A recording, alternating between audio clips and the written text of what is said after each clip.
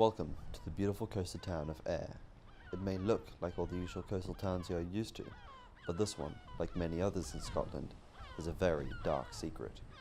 Most of the people go to the beautiful town of Ayr to go to the beach with their family and friends, or go to the arcade, or even go to the beautiful restaurants it has to offer. But what a lot of people don't know are the dark secrets that wash up on these shores.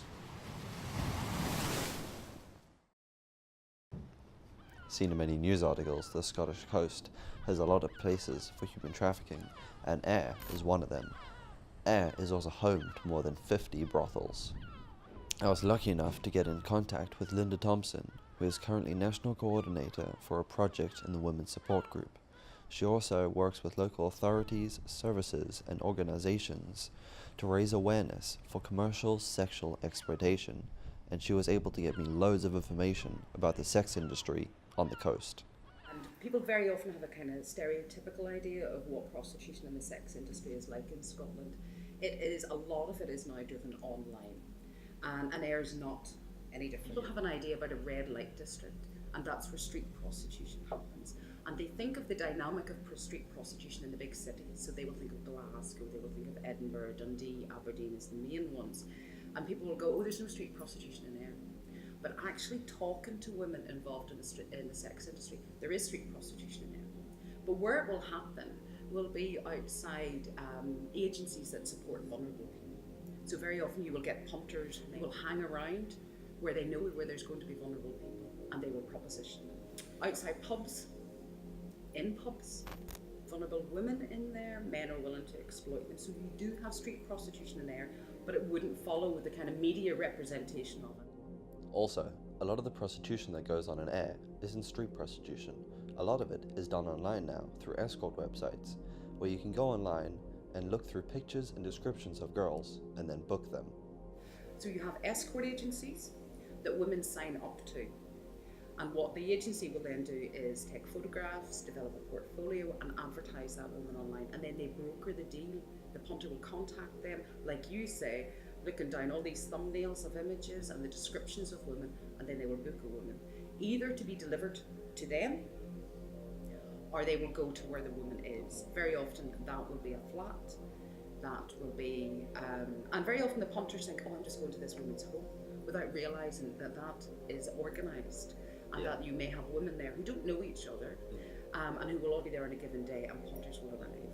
And as soon as anyone gets suspicious of what's going on in these flats, the people in control will move somewhere else so that the authorities don't get word of what's going on. The majority of the men and women in the sex industry don't want to be there. They don't do it for the pleasure or because they want to. They do it because they need to. You will have women who will be exchanging sex, transactional sex, or we would call it survival sex.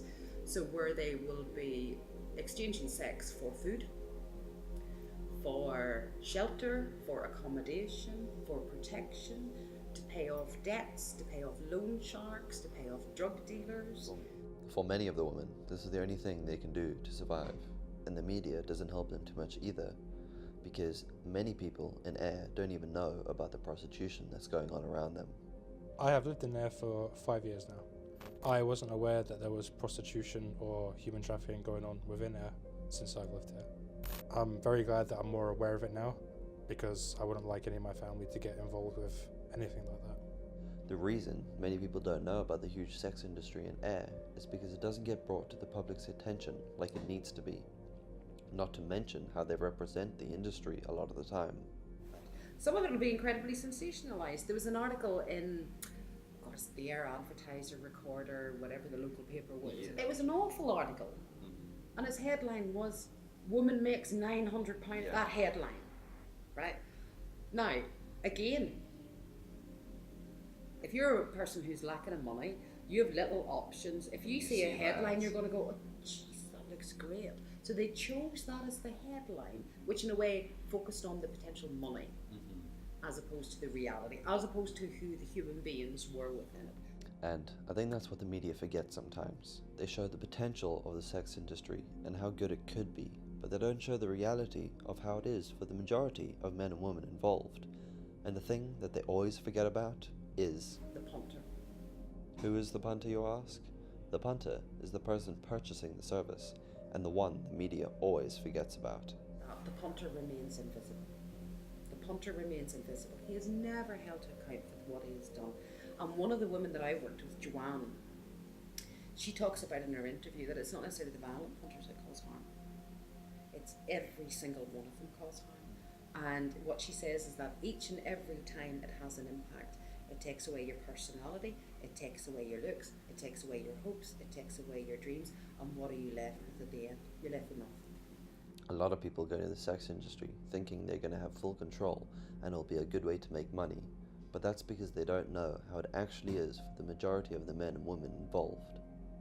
Very often the women say that they will enter this industry and will have a clear idea in their head of what they're going to do and not going to do. So they have a clear idea where boundaries are. But actually, once they get into that industry, boundaries are eroded.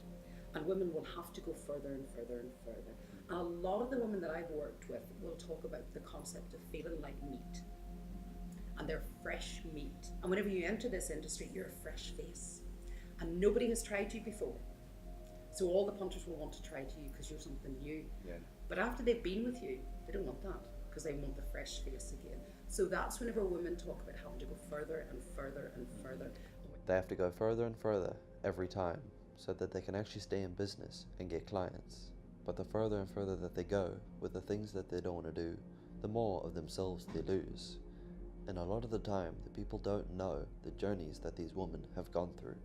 And a lot of the times it's been a very difficult one because they've been forced into the industry through human trafficking. Now, as you can probably tell from my accent, I'm from Northern Ireland. I travel down through Ayr'S frequently to jump on a ferry across to Ireland. That's a human trafficking route. There's many routes of human trafficking across Scotland, but that is a clear one, where women will be moved down through the Ayr'S across to Northern Ireland, down to the Republic of Ireland, and vice versa. I think people say that, oh, prostitution, consensual prostitution is here, and human trafficking is here, and we split them apart because that is not human trafficking. You cannot have human trafficking without a sex industry. Because let's be honest, it is not like the women are advertised online as being trafficked. So you need an industry that you can hide women in. You need an industry that these women can become part of. As beautiful as the coast can be, it also holds a lot of dark secrets. And these dark secrets that are touched upon today shouldn't be secrets. Not many people are aware of what's going on around them. And I'm just making this documentary so that everyone is a little more aware and we can maybe make the coast a bit of a safer place. And if you're in the sex industry or if you need any support at all, there is a lot for you. You can go online to the Encompass website where there's hundreds of different numbers that you can call and get any support that you need. From domestic abuse, women's aid and mental health to refugee support, housing and even legal advice. If you are needing anything, give these numbers a call and there will be people there for you to listen and to help you and that won't judge you. Don't feel as if you are alone. And if anybody's interested, just Google Inside Outside. We have a Facebook page and we have a blog and we always list where we're going to be next. And if anybody wants to come and see us, you'll be welcome with open arms. And all I'll say is, and what it means for the women is, maybe just give these women a couple of hours out of your life and actually engage with their reality. And at the end of it, think, how does that fit with your ideas that you had before you walk through that door? How does that fit with the ideas that you had about the sex industry and the reality of the sex industry in Scotland? Just give them a bit of time and use that as part of your decision-making process as to what your view is on this industry. That's all we ask.